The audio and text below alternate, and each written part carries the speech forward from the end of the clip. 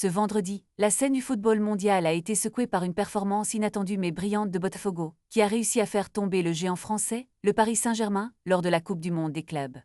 Ce résultat surprenant, 1-0, a été le fruit d'une stratégie minutieusement orchestrée par l'entraîneur brésilien Renato Paiva.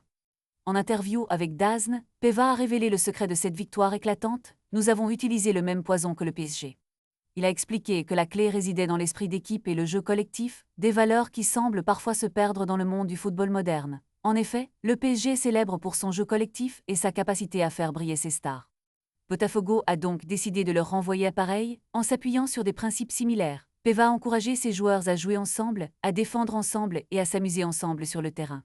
Cette approche collaborative a clairement porté ses fruits. Le fait que Botafogo ait réussi à contenir les offensives du PSG tout en créant des occasions de but est une prouesse qui mérite d'être saluée.